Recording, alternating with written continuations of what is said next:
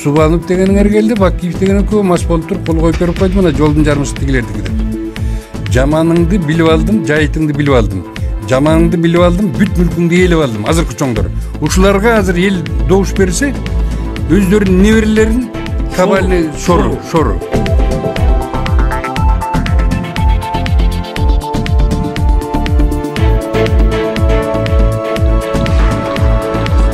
Саламатсыздарбы, урматтуу биздин көрүүчүлөр, Telegram каналынын көрүүчүлөрү, биздин Facebook баракчанын көрүүчүлөрү, биздин колдоочулар, биздин тарапташтар, жалпы эле калай журтка биз саламатсыздарбы, сиздер менен дагы бир жолу.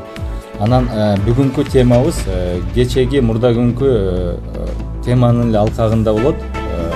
Швед саясатчы, саясат талдоочу Йохан Энгвалдын монографиясы чыккан. Анын биз айтып эле жүрөбүз. Мына Кыргыз мамлекети бул жалпы мамлекетти айтып атат, коррупциянын нак өзү депчи.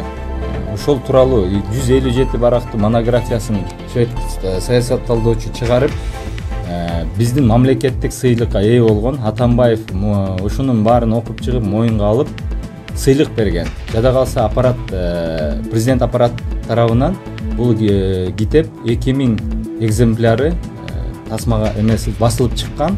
Бирок тилекке каршы ошол китеп таппай атабыз. Интернет булактарынан таба алсаңыздар болот.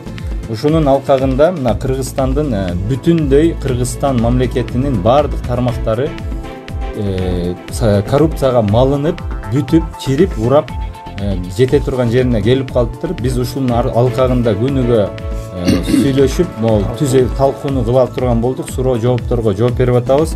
Анан биз түз эфирдин программасында түзүп койдук. 3-сентябрга чейин толук программабыз даяр. Мына бүгүнкү ушул эле китептин алкагындагы темабыздын, талкуубуздун темасы өлкөдөгү менчик ээлери кимдер?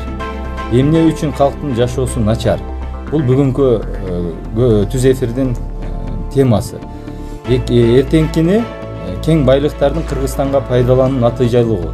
Эртеңки темасы бүрсүгүнкү эмне үчүн 29 жылдан бери өткөн шайлоолорго калк дайыма нааразы. Анан 26 августта бажы жана контрабанда алкагында, ошол тема алкагында дагы түз эфир болот. 28 бюджеттин түзүлүшү, 29 эмне үчүн өлкөдө Жогорку Кеңеш өкмөт президент кызматтарын 29 жыл ичинде жемкорлукка каршы жүргүзгөн саясатынан жыйынтыгы жок.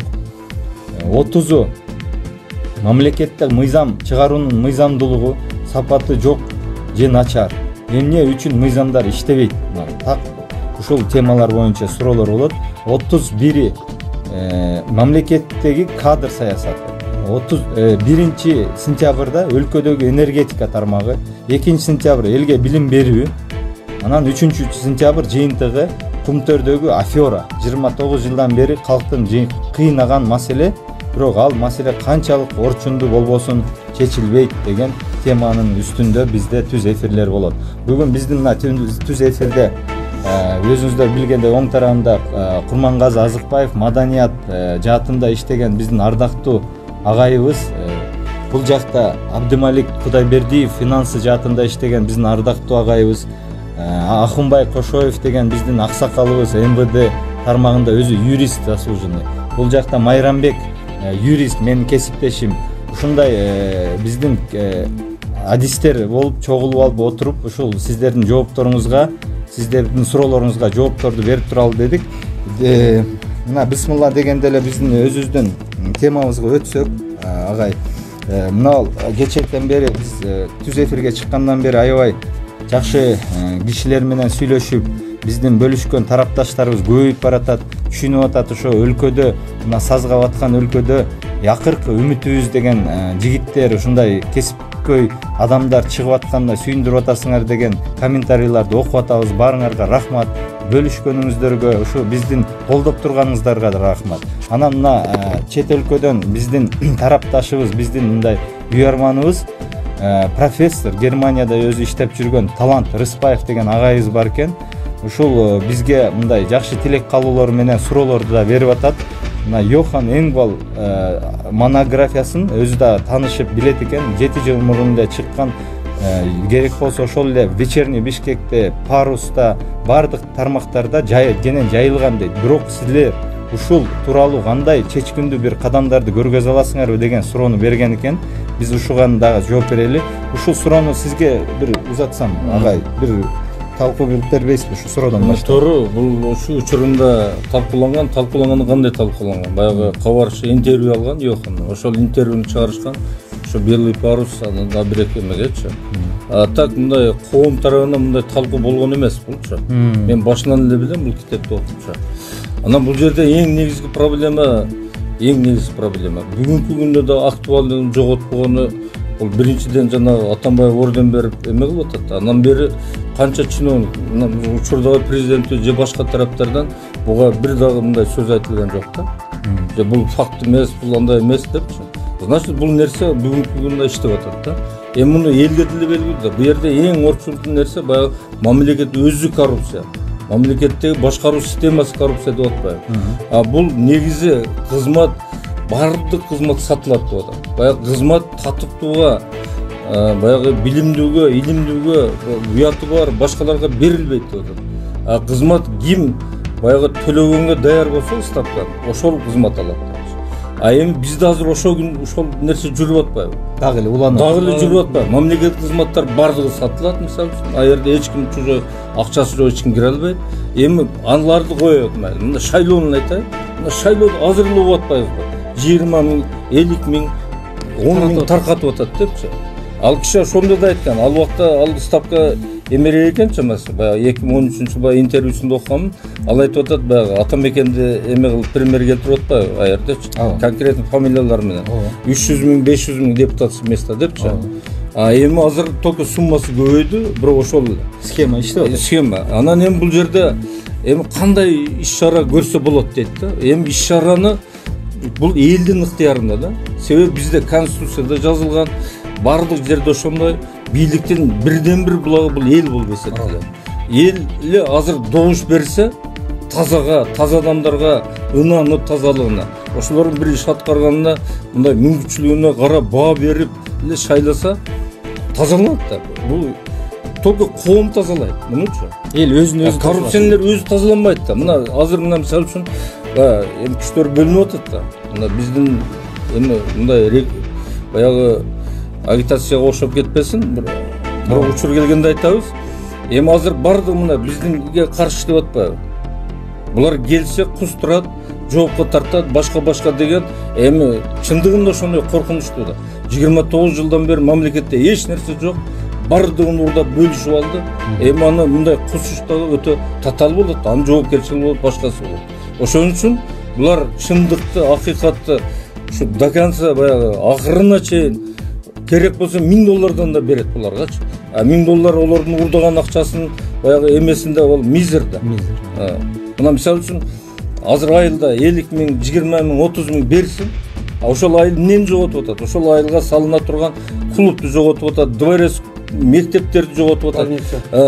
Эгер биз ошол коррупция болбогондо, ошо бюджет өзүнүн эреже тартибинде түзүлгөндө, бизде акча саясаты иштегенде, бизде мыйзамдар туура иштелип чыкканда, мыйзамдар иштегенде, бизде азыр айылдарда эч кандай проблема болбойт. Жолдор да асфальтталган, мектептер жаңы, дворец культура дейсиң, эмне дегендер болот эле да. Биз ошолорду ошо 20 миң, 30 миң, кейлер 1000 эле сомго сатып берип атпайбы? Эми бул жерде бир гана элде баягы туура суроо бериптир. Эмне чара? Чараны эл көрүш керек. Биз элден күтүп атабыз. Эл көрүш керек, анан эл чечиш керек. Эл таза шайлоону өткөрүш керек. Анан саясий эрк дагы. Саясий жок, эми саясий эрк ошо келген бийликке, мына мисалы үчүн эл бизге ишенсе, бизде мен ойлоп атам достаточно мындай таза кадрлар топтолуп атат. Эрктүктү көргөзөт элек. Эрктү биз көргөзөт элек да. Действительно эл дагы алдана берип 30 жылдан бери алдап атат да. Ошол келгендери эч нерсеге жарабай эле баягы акчасынын пайдасын издеп кетишип атат. Талант урматтуу биздин көрүүчү талант агайыбыз профессордун да суроосу аябай мындай туура суроо да, анткени көп бизге окшогон көпчүлүк партиялар, уюмдар, коомдор ушундай эле чет өлкөдөн каржыланган керек болсо жана НПОлордон бери айтылып келатат. Бирок эч ким ошону аягына чыгарып көргөзө албай атат да. Ошого биз дагы айтат элек, өзгөчөлүгү, мына өзгөчөлүк негизи эле ушунун баарын аткарыштын өзгөчөлүгү оюн ушу саясий эркте келгенде саясий эркти көргөзүш керек. Ага тандоо элде. Ким келе турган биз элге сунушташыбыз керек.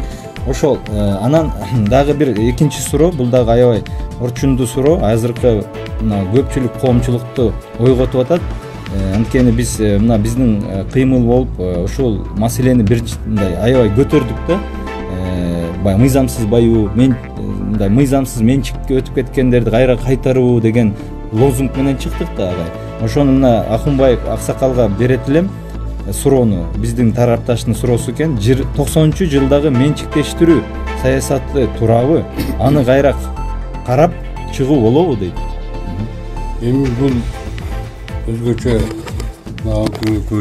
көз алдыбызда өттү. Бишкектин өзүндө мен конкреттик фактыларды 29 крупный завод, 370ден ашык орто фабрикалар, ишканалар бар болчу, өкмөттүк. Ошонун бардыгы приватизация болуш керек эле. Ал иштеген коллективдердин пенсиону фондун келечегин, алардын үлүшүн, акциясын эсептеп туруп анан ошондон кийин анан приватизация болуш керек эле. Мыйзамдуу түрдө. Андай болгон жок. Мисалы үчүн азыр элге түшүнүктүү болуш үчүн Атамбаев 5 завод алды. Дагы бирөөсү 4 завод алды, дагы бирөөсү 3 алды, дээвизи 10 алды чаканынан. Bunun bari privatizatsiya emas, bu privatizatsiya. Эми болуптур, муну элдин баары билет. Элдин баары билет. Муну оңдоонун жолу кандай? Бул кадимки эле Октябрь революциясында Ленин баягы эл айта баштаганда, мунун баарын бирөө алып алды, мануфактурщик болуп кетти, кулак болуп кетти дегенде, Ленин айткан, бийлик эгер кааласа, ал алып коет.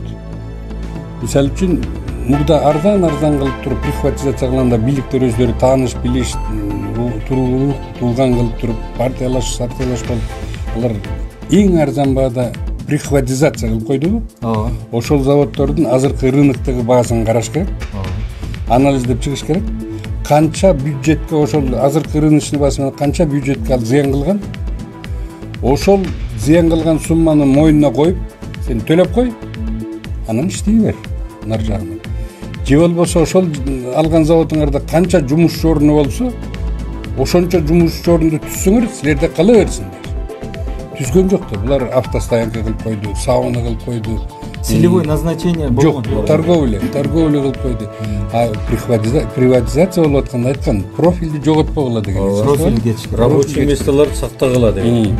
Эми ошону сакташкан жок. Аны мыйзамдуу түрдө анализдеп чыгып, мына сону жанагы биздин жанагы Бөрүбашев баштаган эмеде турбайбы? Мыйзамсыз программада. Мыйзамсыз баюу, анан кийин жанагы мыйзамсыз баюу, анан мыйзамсыз мүлктөрдү кайтаруу. Ошол анализдеп чыгып, бүт дүйнөлүк тажрыйба бар. Мына Грузиядагылар, Арменияда бар. Декларируй. Кантип алдың эле? Эмне үчүн мунун баасы, мисалы үчүн Кенафтын фабрика берде 27 000 киши иштечү эле. Анан алардын үлүшү акциясы бар эле. Анын баасы капитальный строительствосу мисалы үчүн аябай чоң баада азыр деле зданиясы турду. Эми ошону ошол рыночный баасы менен кайра ордуна коюп кой. Анда кылмыш жобунан кутуласың. Эгерде койбосоң, анда сен мамлекеттик бюджетке ушунчалык зыян келтиргенсиң, анын жоопкерчилиги бар, кылмыш жоопкерчилиги. Деген эле маселени кайра иштеп чыгып туруп, жаңы парламент келгенде ошондой билимдүү экономист, юрист балдар иштеп чыгып туруп, Грузиядагыдай кылып туруп, жанагы Армениядагыдай кылып туруп, декларировать эткиле, ите албайсыңбы? Обосновать эте албайсыңбы? Приватизация эмес, приватизация болду, анда бюджетке коюп кой. Биз аны азыр чет өлкөлүктөргө беребиз, ошол жерге ошончо канча жумушчу ошондо ишкана курулуш керек. Деген эле маселени коюп койсо ал чечилип калат. Жана бир профессор сурады деп атпайсыңбы? Дүйнөлүк тажрыйба бар да.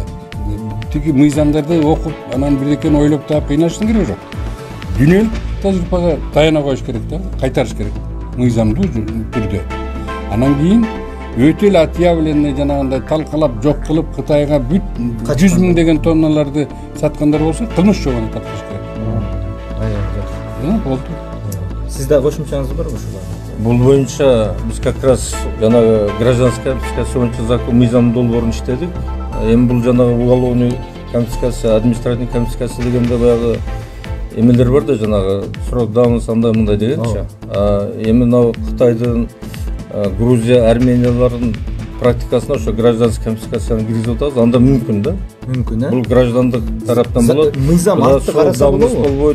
Мыйзам артты карайт деген да принцип жок да андачы. Жок ошондо. Ошондо бизде 30 жылда наоборот 10 адам өтөбү, 20 адам өтөбү, бүт бардыгы жооп берет. Гражданский. Баягы бир адамдын ордуна 20-сы барды декларировать этип берет да, бул жагы айтты азыр. Муну Кытайдын практикасына кылыш керек. Мында Кытай, мына мисалы үчүн буларда да приватташтыруу болгон да. Ошонун результатын булар 2013-жылы баштады. 7 жылда мына былтыр 19-жылы жыйынтыгын чыгарды. Ошо жыйынтыгында почти 4,5 миңге жакын чет өлкөлүктөр соттолуп атат. Чет өл баягы акционер мыйзамдаштырып тур эмес акция алгандар. Анан өтө көп адамдар правоохранительный системадан, баягы ошо текшерүүчү органдардан бардыгын бир 100 миң адам жоопко тартты да. Алар ошол учурда алар бүт бардыгын кайтарды.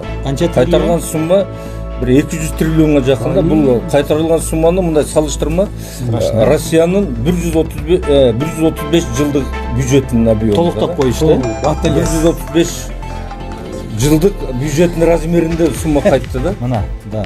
Аябай бул орчундуу маселе. Булчу биздин, мен ойлойм, сизден дагы бир кошумча болуп койсо. Эми мен бул агайлар абдан туура айтты да. Мына негизи ушу биздин өзүбүздүн Кыргызстандагы бир өзүбүздүн эчтекеси жок экен да. Мына чет мамлекет деп айтып атпайсызбы? Ошо чет мамлекеттик ишмерлер келип Кыргызстанда жүрөт, биздин өзүбүздүн эчтекеси жок экен. Мына бул жерде жазып алдым эле, мына Бишкек шаарындагы соода борборундагылар биздики эмес да.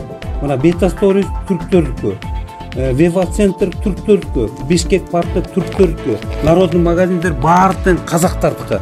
Эми цемент заводу канттагы казактардыкы, Кызыл Кыя цемент заводу Кытайдыкы, Майлуу суу заводу Кытайдыкы, Токмоктогу айнек заводу немистердики, Хайдаркен заводу казактардыкы, Кадамжай сурма заводу казактардыкы, Кара-Балтадагы нефть кайра чыгаруучу заводу дагы бул Кытайлардыкына кирип атпайбы? Кыргызстандын эмнеси бар?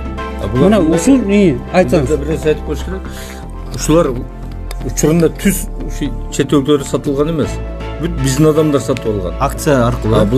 Булар кайра сатып берген да. Көрдүңбү, булар баягы бир болбогон баада сатып алып туруп, буларга миллиард эмелерге саткан да. Демек ушул биздин элибиздин, негизи биздин келечекти ушу бир уч адамдар 90-жылы уурдап тоноп, прихватташтырып, сиз айткандай болбогон акчага акцияларын кайра чет элдиктөргө ошол эле мына мен айткан баарын сатып жиберип атпайбы туурабы? Кайра эле. Бул практикада бар. Бул баягы новая экономическая политика Ленин. Да.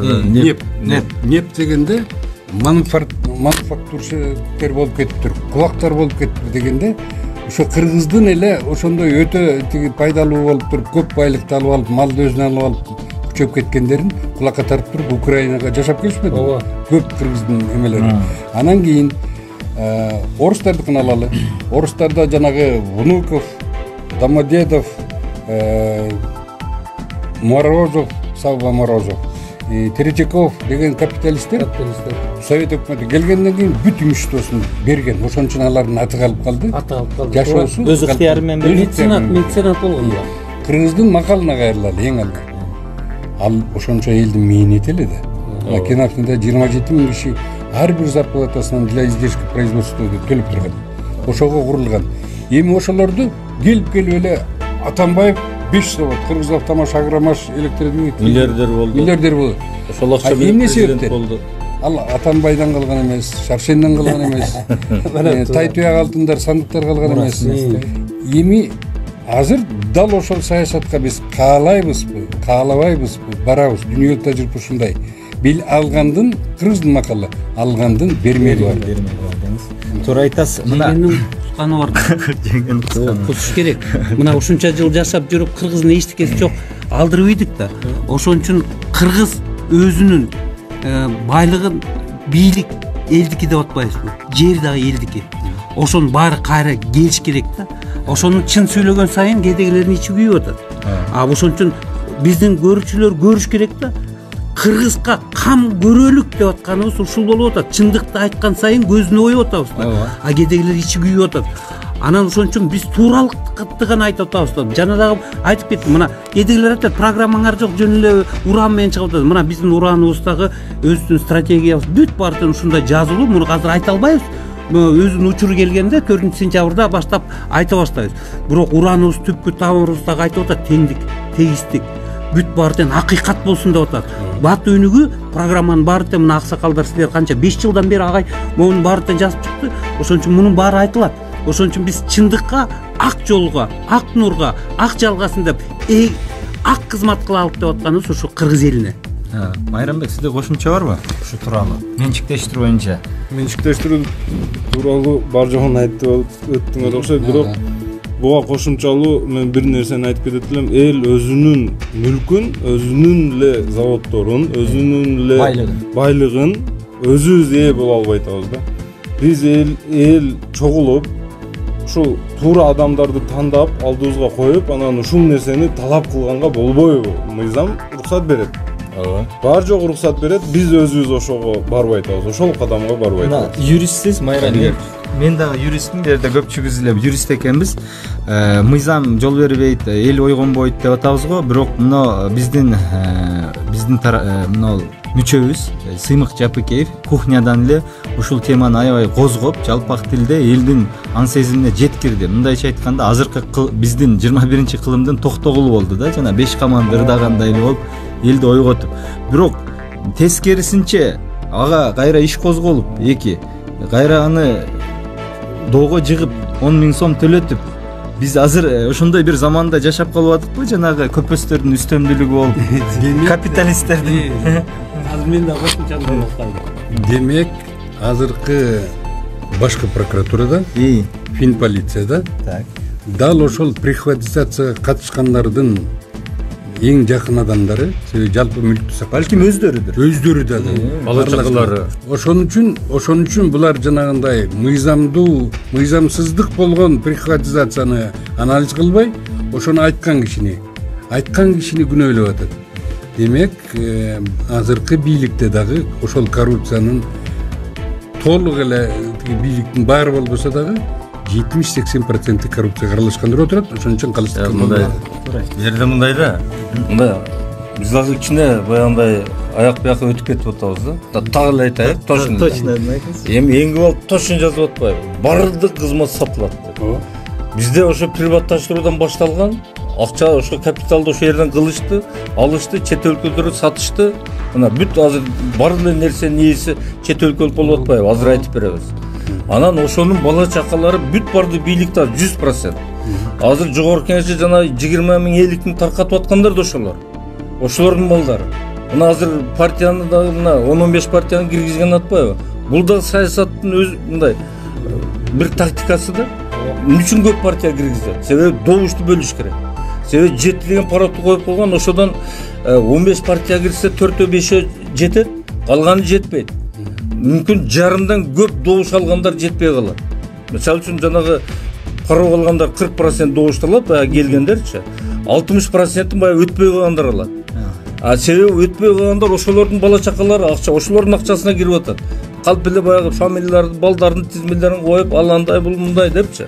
Бүгүнкү күндө деле ошол Эңгибалдын айткан акчасы элге против иштеп атат 100%. Ону мындай туура эле түз эле айтышыбыз керек. Кагаз коробой эле, мына. Мен жана башындагысында келгенде мээ мысып кетти. Себептеги мындай болуп атат да, мына Сыймык аябай аң сезимин эл эркин көтөрбөдүбү? Коско бүт баардыгын ошол кезде чын эле чын деп калды, уктап жатканбыз да чын эле. Анан эми карабайсызбы? Ошол айткан киши күнөөлүү болуп атат да, тескерисинен. Өзүлөрү жатып алып, сен муну эмне айтпайсың? Анан эмнени айтпай? Өзү эмне айтпайт? Мына ушундай суроо берет. Өзү эмне уктап жатат? Сен муну айтпай койдуң, сен тигини айтпай койдуң. Өзү айта албайт. Ошо уктап жаткан өзү кайдыгерлик болуп атпайбы? Туура айттыңыз.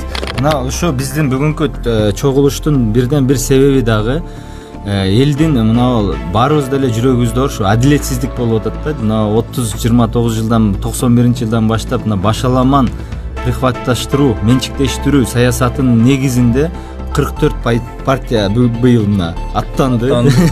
Баардык абдан көп да, бул кичинекей биздин өлкөбүзгө, алакандай өлкөбүзгө ушунчалык көп бөлүп жаруу саясаты жүрүп атат. Ар кимдин ар бир мындай айтканда байманаптын иштеп атат да, мындай ошонун кызматчысы болуп калды. Эми жалпысынан айта кетсек, достор, көрүүчүлөр, бул жерде дагы агайларыбыз, аксакалдарыбыз айтты, дүйнөлүк тажрыйбада бунун баары болуп өткөн. Биз дагы бир ушундай бир этапта, процессте жашап атабыз.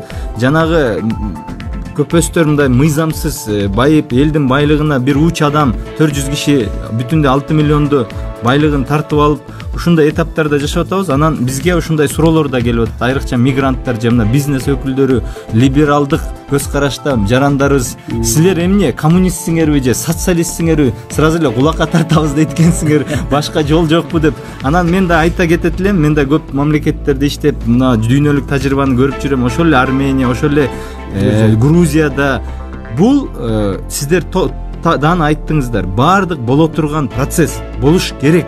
Бул эртеби кечпи буунан башка мындай айтканда жол жок. Кайра карап чыгыш керек. Менчиктештирүү саясатын ким ошол профильный назначение, целевой назначениясын чейин карап жүрүш керек. Бул Дэн Сяопинден дагы кылган, Саакашвили дагы кылган, Пашинян дагы кылып атат. Дүйнөлүк тажрыйбаны алып келди. Бул жерде эч кандай эмеси жок. Коммунистсиңби же туурабы агай? Кыйынчылыгы да жок. Бу жерде мына улуу Кытай 1 миллиард 400 миң калкы бар. Ошо жанагы 200 триллионго жакын нерсени ошо туура эмес приватташтыруудан кайтарып атат. Биз эми анын жанында бир район деңгээлинде эми бизде бул более менее мындай чөткөй баягындай точно кылып туруп кайтарса, это 100% кайтарабыз. Эгер кайтарбасак мамлекет оңдолбойт. Жоопкерчилигин бериш керек. Дал ушул жерде. Жана Аскат, сен айтып атпайсыңбы? Тиги минтип суроо беришет, силер эмне коммунистсиңерби деп. Кыргыздын эле макалына таяналы. Мал ээси машаяк. Ошол заводду ошол жумушчулар курган, для издержки производства пролетариат дейсизби? Анан кийин бул ар кимдин энчисин, бирөөнүн энчисин. Мисалы үчүн Атамбаевди алалы, эң белгилүү, баары жаңылбайбыз. Тиги Кыргыз автомаш заводунун жанында турам мен, Бөкөнбаев правдада. Бир кадам өмүрүндө аттаган эмес, ал завод анык болуп калды. Анын ичинде мен кошунам, дед Миша деп койчулук, рационализатор. Миллион рубльден пайда алып келген киши пенсияга чыкты 94-жылы, 93-жылы. 900 сом. Миллиондогон прибыль алып келген рационализатор инженердин пенсиясы 900 сом. Атамбаев 5 заводду өзүнө энчилеп алды. Бул калыстык эмес, Кудай калыстык жок болот го. Жанагы коммунистсиңерби дегенге ушинтип айтса болот. Коммунист эмеспиз. Биз Кудай калыстыкты, анан мыйзамды о калыбына келтиришибиз керек деген сөз. Матагай. Мына өзүбүздүн темабызга кайтсак, бүгүнкү мына тема өлкөдө менчик ээлери кимдер, эмне үчүн калктын жашоосу начар. Ушул темага да бир мына так жооп берип койбойсуздарбы? Мен эми как раз жана суроолордогу жана приватташтыруу болуп калды. Ошо туура эмес приватташтырганын негизинде баягы бийликтегилер, ал убакта бийликте тургандар да, ошолор эле приватташтырып алды да. Баягы 94-жылы жанагы 350 деген эме түзүлгөн. Баягы 93-тү конституциянын жок болгон себеби ошол да. Акаев жөн указ чыгарып, конституционный совет түзгөн. 350 кишиден. Ошо 350 кишинин эле чечими менен 93-тү конституция жок болду да. Ал эмне үчүн мыйзамсыз? Себеби жогорку кеңеш кабыл алыш керек. Эл катыш керек, референдум болуш керек. А жерде 350 адам чечип коюп атпайбы? 350 киши тагдыры. Ошол 350-ти азыр мына эме кылып жүрүшөт айтып, аларга бардыгына ошол приватташтыруунун башында ошол 350 турат. Аларга доля бөлүп берген. Сен муну аласың, мага кол коюп бер. То есть баягы ошол комитет 300 деп биз аны чыгарып да жүрөбүз. Дагы чыгарабыз. Бизде ол список первичный туура. Ошонун негизинде келип туруп мына бүгүн мына жана Курмангаз айтты го баягы. торговый точкалар каят экен да. Мен да айтып коеюн мына нефть тарма Газпром орустар, Шинос казактар, БНК орустар, Бишкек Патриот орустар, Роснефть орустар, мына банктардан Демирбанк түрктөр, Оптимбанк казактар, Халкбанк казак, Росинбанк орустар, Росинвестбанк орустар жыйынтыгында келип элим үчүн кембагал дегенде эл рабочий месталар жоголду. Бүт четтерге сатылып кетти. Айлык жок, эч нерсе жок. Социальный вопросты вообще эч ким чечкен жок. Мына жанагы Ахун айтты го, баягы биринчи приватташтырганда булар проект жазган бардыгычы. Конкурстан өтүшкөн. Конкурста булар рабочий месталарды сактайбыз, баягы айлыктарын сактайбыз, профилди сактайбыз, баарын сактайбыз деп туруп кол коюп, ошол документтердин негизинде конкурстан булар утуучу болуп болгон. Практически булар элди алдап койду да. Алдап койду. Мына бүгүн адамдар айлыгы да жок, жумушу да жок, эч нерсе жок, аз келгенсип, мына бардыгын карыз ала берип, мына бүгүнкү күндө ар бир адам $1000 карыз бүгүнкү күндө. Төрөлүк балалар. Баягы эмне үчүн начар, эмне үчүн кембагал жашайт дегендин мааниси ушул да. Түшүндүк. Бүт сатылды да, эчтеке сатылбай. Кошумча экен. Мына мисалы үчүн Билайн, Россиянка 0, О, казактардыкы Катель, АКШныкы Фонекс, Кытайлардыкы Мегаком, Евразиялык болуп келген. Түшүндүк тагай. Эмне себептен? Жалаң чет өлкөлүктөрдөн жанагы абдан бюджет образующий, бюджет толтура турган мекемелерди болбогон бир парасын алып туруп капиталисттин колуна карматат. Ал кандай налог төлөйт, кантип пайдасы барбы, кыргыз элине жокпу, ал эстен чыгып калган.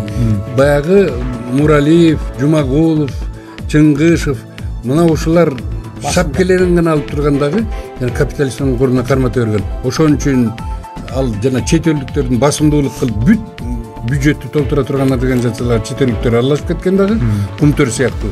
Анан кийин бюджет толбой атат, ошон үчүн эл жаман жашап атат. Жана сенин сурооңо жооп. Топтура. Анан мен дагы бир жерде кошуп коеюн. Бу жерде эми баягы кендер, мисалы кендер 100% эле четке кетти да. Онун башка мен бир нерсени айтып келем.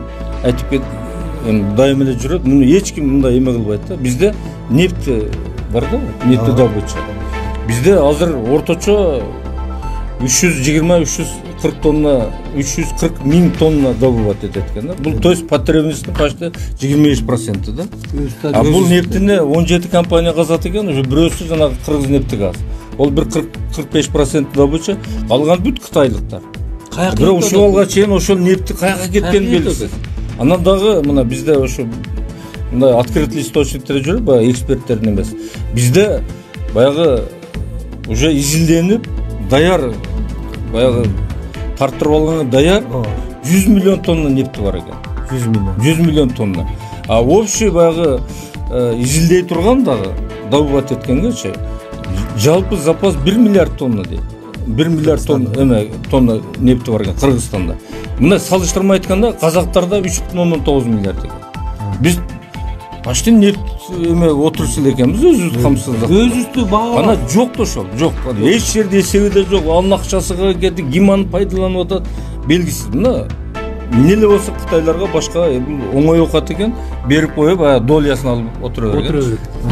Аксакалдар, рахмат. Мына азыр ошол Кыргызстандын бир балким көп үмүтсүздүгү пайда болуп, ушундай кыргыздар көп жакка кетип, мигранттарыбыздын көчү күчөп, ушундай бир үмүтсүздүккө пайда эметип атканда бир үмүттү жандандырып атасыздар. Мына ошо бизге бел болуп берип, мына адилеттүүлүктү орнотобуз деген жигиттерге кичине мындай насааттарыңыздарды айтып туура жолго салып атасыздар. Бирок бул жерде дагы баса белгилесек, шайлоо маселеси аябай мындай адилетсиздик болуп атат да. Ушунун баардык ресурстарды, элдин байлыгын кайра элге алып келип бериш маселесин алып бара турган команданы мына шайлоо маселе учурунда чечилиш керек да. Анан шайлоодо мындай суроолор пайда болду да, бизге келип атат. Шайлоо мыйзамы жана системасын кантип адилеттүүлүккө алып келебиз дейт. Мына Майрамбек ушул жагын айтып коюңуз. Тема бар да аны. Аны кыскача айтып коюңуз. Биздин Кыргыз Республикасында азыркы маалда биздин шайлоо системабыз өзү өтө начар. Аны бардыгыбыз билебиз. Аны кантип оңдосок болот. Романо-германская правовая система, англосаксонская правовая система, мусульманская правовая система, 3 система эң чоң. Бир гана романо-германский правовая системада ушундай түшүнүксүз шайлоо жүрүп келет ушул малга чейин изученияда. Англо-саксонская правовая системада ар бир элдин өзүнө жараша Япония, Америка примерлер. Япония англо-саксонская правовая системага кирет, бирок онун шайлоо системасы өзүнчө. Америка дагы ушул системага кирет, бирок онун шайлоосу өзүнчө. Себеби элге карап түзүшөт алар шайлоо именно шайлоонун законун элдин мүнөзүнө карап түзүлгөн. Биз дагы өзүбүздүн Кыргыз Республикасындагы элде шайлоо пошаговый система башынан баштап кантип өтүш керек, аягына кантип чыгыш керек. Биздин Кыргыз элдин мүнөзүнө карап түзсөк ушуну, ошондо биз туура жана таза шайлоо өткөргөнгө болот. Азыр ошо шайлоо жөнүндө азыр эмне үчүн шайлоодо жанагы мекеним Кыргызстан дейби, тиги биримдик дейби, эмне үчүн жанагы коррупционерлердин партиясы шайлоого аябай чоң суммада акчалар таратып атат. Себеби эгерде жанагы мунагы мен атын айтпай турайын, пропагандалоо мындай жакшы тилектеги коомду анализ кылган партиялар келип калса, коррупция жоголот. Шайлоо иретке келет. Анын үчүн парламентке ошол демилгелүү, таза, чечкиндүү, билимдүү адамдар келиш керек парламентке. Кайсы партия болбосун, мен бардыгын ошо пропаганда болбош үчүн. Ошолор келсе, мына ушундай калыс отуруп сүйлөшүп аткандай, ушундай эле чечим чыгат. Мына жер туура эмес, бул жер туура деген. А эмне үчүн азыр далбастап атат жанагы азыркы коррупционерлердин тиги ар кандай партияны түшүп алып? Булар баягы кормушкадан айрылат. Баягы мыйзам салган буюмдарынан айрылат. Булар тиги калыстыктан тайган жанагы туура эмес мыйзамды бузган нерсесин баарын кайра ордуна коюш керек. Ошого койдурбаш үчүн, байлыктан ажырабаш үчүн, Иллюстрациядан коркуп. Да, иллюстрациядан коркуп, бийликтен ажырабаш үчүн азыр акчаны аябай таратып атат. Азыр элдин аң сезимине ушул жетиш керек. Тигил акча берген менен кайра эле баягы сазда калат турбайбызбы? Сазда калбаш үчүн акча бербесе дагы жанагы таза келаткан партияларга добуш берели деш керек. Мен атын айтпайын, пропаганда болбош үчүн. Туурабы? Шайлоодун шайтан оюндары ошол жана коррупционерлердин чөнтөгүндөгү бая урдап алган акчалардын таратылышында болуп атат. Эми эл ушуну ойлонуш керек. Кайсыны каалайсыңар? Же коррупционерлердин келечегинде мындан да байышын каалайсыңарбы, же неберелериңердин келечеги таза болушун каалайсыңарбы? Вот ушуну ойлоно бергиле. Эгерде коррупционерлерди колдоп тыйынын алып ошого шайлап койсун, неберелериңер ушул коррупционный системада жалдырап, окуу, иш таппай Россияга, Турцияга, Казакстанга тентип калат.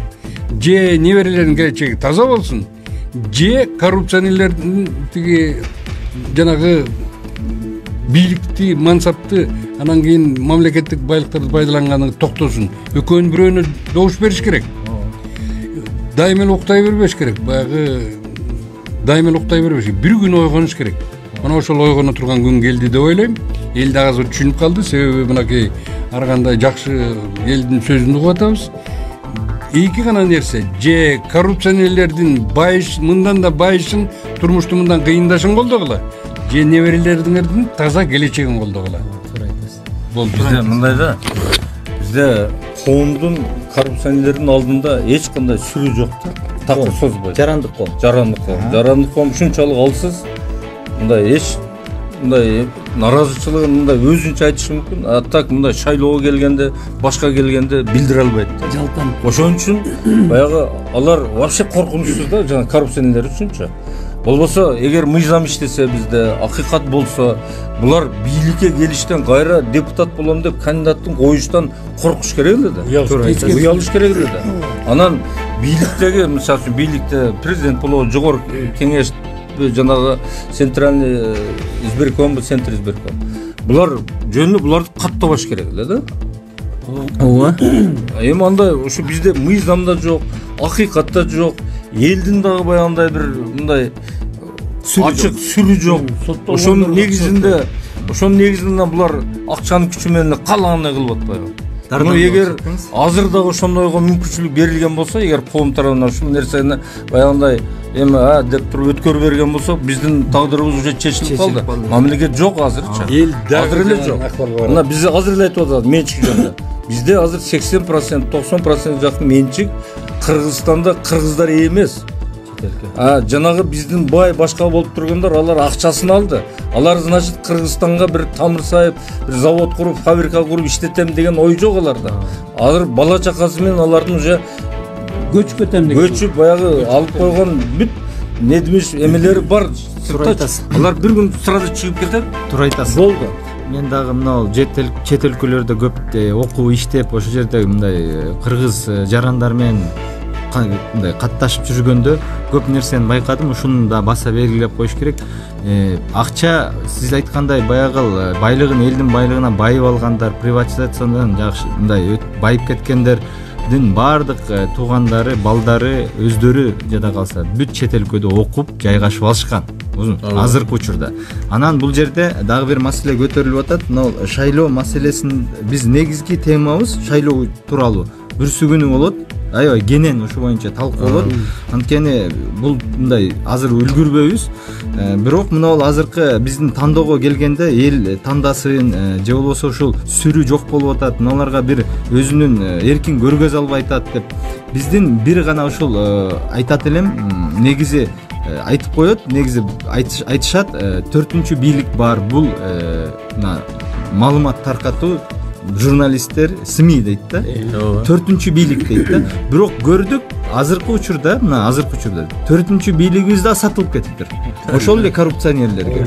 Бүт ошолордун арыгын чаап, даже бизге мондай бир эфир бергенге кызганып калышты мындай. Чакалып алып, ошо коррупционерлерди колдоп атат. Бүт капчылыктуулардын артында 4-түнчү биздин өкүлдөрүбүз, бийликтин өкүлдөрү, журналисттер, ошолордун саясатын жүргүзүп атат. Эми мен ушул ойлойт элем, азыркы бизде уникалдуу бир шанс бар. Сиздерге да ошону талкууга салат элем. Уникалдуу шанс бар. Мына соц тармак ар бирибизде жок дегенде мондай телефондорубуз бар, мондай телефондорубуз бар. 3000 сомдук телефон менен ааламга чыгып атат элдерчи. Ушул соц тармактарга мына сиздер аксакалдар, биз мына жаштар болуп биригип туруп ушу соц тармактан элдин сүрүн көргөзө алабызбы? Быйыл кандай дейсиздер? Аракет кылабыз. Ушул негизи ушул тармак боюнча элдин аң сезимине жакшылап түшүндүрүш керек. Жанакы алган киши дагы соучастник. Анан жана байларды айтып атпайсызбы? Алар тиги жактан алды деп, чет мамлекеттен. Ал ошол жактын кулу. Бай киши кайра башка бирөөлөргө бергенде ал киши тигинин кулу болуп атат. Ошентип бүт мамлекет кул болуп калдык да. Мал.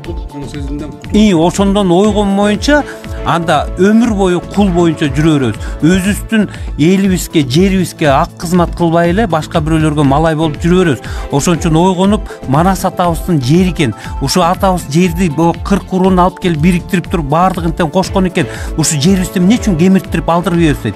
Эми бул жер жөнүндө өтө чоң тема бар. Муну 4-сентябрда айтканда, ошондо бул чек-арада тургандардын баардыгын ыйлайт да ошондо ойгонот. Азыр айтканда болбойт, себептен бул өтө чоң тема. Ошондо мен жакында эле ыйлап чыктым. Ошону уккандан кийин жерибиз эмне болгонун. Жер тууралуу айтып койсоңуз, жерибиз тууралуу ошо. Эми жанагы завод фабрикаларды алдырса, аны кайра алса болот. Бирок баарынан намыска тие турганы ушу Манас атабыздын жайлоосу каркыраны ушу маңыроолук кылып, анан мүмкүн казактын ошол кездеги кызматкерлеринин анча-мынча парасын алганбы, ошол кезде биздин бийликтер. Баарынан дагы Манастын жайлоосу каркыранын өтүшү бул кайгы. Илгери кашык каным калганча жеримди сактайм деп ушундай термин бар болчу. Кашык каным калганча күрөшөм деп жеримди бербейм. Атымды берем, гүлүгүмдү берем, бирок жеримди бербейм деген. Мына ошону карабай, мына азыр карагы каркара казактарга, Үзөңгү куюш Кытайга, Орук Сок Шакымардан Өзбекстанга мен Хайдарканда иштегем илгери. Жаш кезимде. Эмне деген булак бар эле? Чечме булак. Жанагы Вадилдин жанында биз мамлекеттик трасса болуп, мен студент кезимден баштап бүткөндөн иштегенде айылга келген сайын жолдон өтчүмүн да. Вадил дегендин нар жагында болчу Өзбекстан. Бер жакта Кадамжайдын Бүлгөнү жолунда эч ким Өзбектен турчу эмес. Азыр барсак, аны айтат, жана Субанов деген министр менен Бакиев барганда мас болуп кол койгон деп элдер айтып атат. Баягы Бүлгөндүн жолунун жарымысына өзбектер бетон коюп алыптыр. Мени өзбек туугандар биздин эле кошуна эл, бизде эле мусулман жакшы. Бирок эмне себептен жаманыңды билип алдым дейт, жайытыңа кирип алдым дейт. Жаманыңды билип алдым. Мына жаманыбызды билип, азыр кыргыз элинин чоңдору жамандар. Биз да жаманбыз, ошолорго жол берген. Каркырага эмнеге киргизебиз? Туугандар катташ бололу, сыйлашалы. Бирок жерди эмнеге беребиз? Тиги бүлгөндүн жолунун жармысын эмнеге бетон коюп туруп Өзбекстандын аскерине берип койдук. Субанов менен Бакиев ошо Ферганага барып кол коюптур деп, аксакалдар мен азыр барып келем кээде. Айтып атат, ой Акын агай, тиги Субанов дегениңер келди, Бакиев деген экөө мас болуп туруп кол коюп берип койду, мына жолдун жармысы тигилердики деп. Жаманыңды билип алдым, жайытыңды билип алдым. Жаманыңды билип алдым, бүт мүлкүңдү ээлеп алдым. Азыркы чоңдор. Ушуларга азыр эл добуш берсе, өздөрүнүн неберелерин кабальный шору. Ооба, туура айтасыз, Акынбай аксакал. Азыр тандоо элде, албетте, эл бизде, биздин тандообузда. Биз кандай тандасак, ошондой болот. Убалыбыз өзүбүзгө болот. Аскар, жана биз мусайкы кылып элди сыйлайлы деп атпайбызбы? Мен жанагы билесиңер, баягы укукту талашпай калганда тургула каргыш деген ырлар бар го. Мен ушунду айткым келет. Ойгонгула каргыш тийгирлер. Себеби небере бала чаканын келечеги кыркылып атат. Туура айтасыз. Элиң кыйналып атат, тентип жүрөт.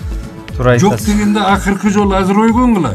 Туура айтасыз. Каргыш тийгирлер деп айтып. Баягы өлгөндө да сөөгүң да сыздайт да.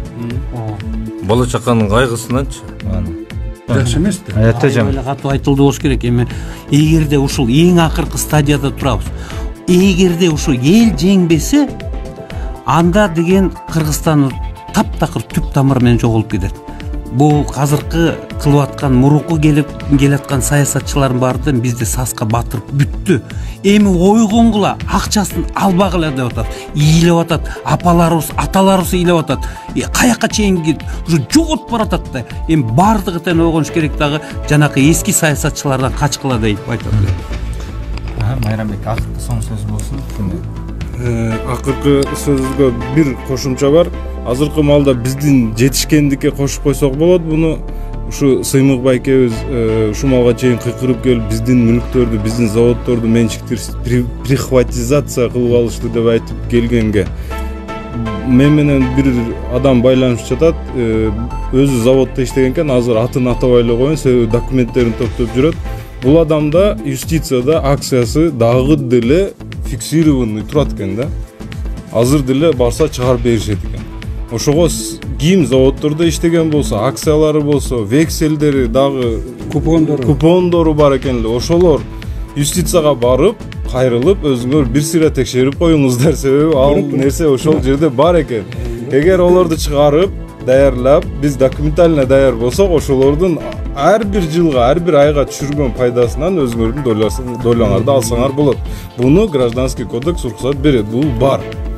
Ошол нерсе. Рахмат Майрамбек, рахмат Акынбай агай. Демелеке эртең дагы ушул маселени уланталы. Мына Кыргызстан бул жемкорлуктун нак өзү деген китебинин алкагында дагы эртең көрүшөлү агайлар. Рахмат сиздерге келгениңизге. Көрүүчүлөргө суранат элек бөлүшүп, мону поделиться кылып койгула. Рахмат.